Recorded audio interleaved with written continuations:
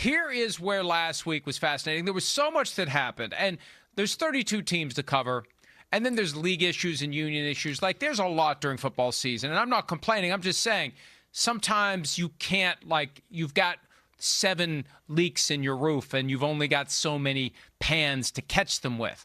But this A.J. Brown thing last week, here's a quick summary of what happened. On Tuesday night, he's on with Janky Rondo. I still don't know who that is, but I finally remember his name, Janky Rondo, on a Twitch stream. That's when A.J. Brown says, if you got me on your fantasy team, get rid of me. So the next day, Nick Sirianni is asked about that during his regularly scheduled Wednesday press conference, and he says, I'm just about done with the A.J. Brown questions. That's an important point. Put a pin in that. Later in the day on Wednesday, that's the A.J. Brown 8-minute holy crap. Like, I'm not going to apologize for what I said on the Twitch stream. And he talks about the importance of improving. It doesn't matter about winning. And it's clear he's frustrated. And he's just trying to help the team win. It's not about catches. It's about, like, I'm here and use me, basically. Somebody's got to lead and say the things that need to be said, right? It's not I said last week, it's not selfish, it's selfless, because he knows he's going to get criticized for it because people are going to perceive it selfish. He has to be willing to be labeled selfish in order to do the selfless thing. Yeah, good. Well That's said, like Mike. Well said. Multiple degrees of selflessness. Right. And then, and all those guys in the locker room are backing him up, really, to say it. Like, he's saying it because he knows the rest of the offense wants it to be said, and it needs to be said. That's why. You're exactly right. It's a great way to say it. It's not selfish. It was selfless is what he did. So, on Friday, Nick Sirianni meets with reporters again. And apparently because he said, I'm just about done with the A.J. Brown questions, nobody asked him a question about, like, this low-hanging fruit. And there was a way to do it where you didn't even have to mention A.J. Brown's name. There was a way to say, hey, Coach, with these struggles offensively, I'm curious. Is it enough that you win the game? Is that good enough? Does that make the like there was a way to see which camp he's in between Hurts and Brown by framing the two sides of this coin. Right. Hurts says it's fine as long as we win.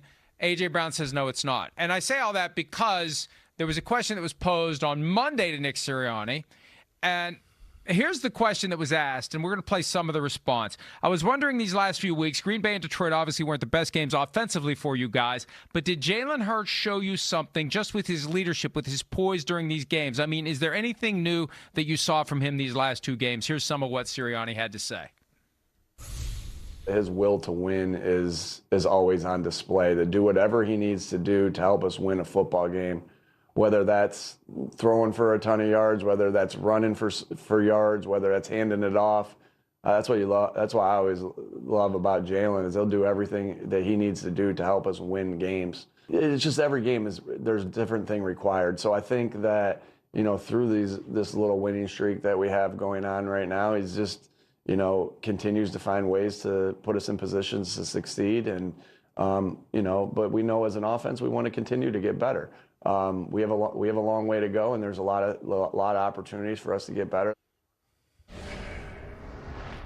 I don't know if he's trying to stake out a middle ground between Brown and Hurts, but it sure feels more like he's in the Hurts camp of winning is good enough. Well, but what it's not going to be good enough because they're right. Sorry, go ahead, Mike. Go ahead. No, you started to say something. But you're right. I mean, I feel like I feel like he has no choice but to be on that side. Right? I mean, if he says the offense isn't good enough, our quarterback, man, he's really been below average. And we can't call a lot of plays because we don't trust what he'll do with the football. And he's told us, we don't want a lot of plays run. I want it to be basic in this way. So this is where we're stuck. If he does that, everybody goes crazy. It's going to become the biggest story in the sport. It'll never die down. So they're trying to calm the waters or whatever else you want to say here to just try to work through this process and hopefully get him to play a little bit better football.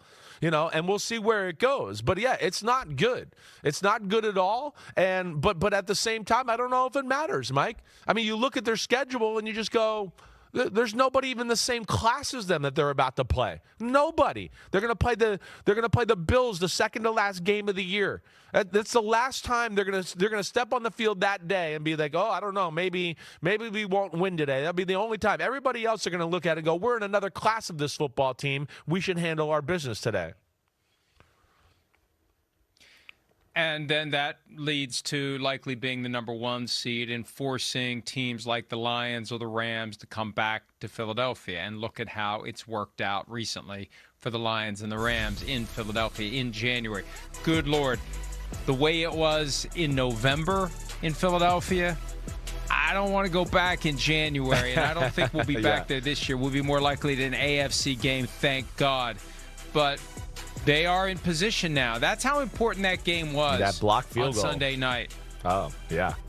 I'm talking about the Eagles game. Right. I was talking about the Eagles-Rams game, too. Both games. Yeah, right. Both games. Right. And that's right. You're right.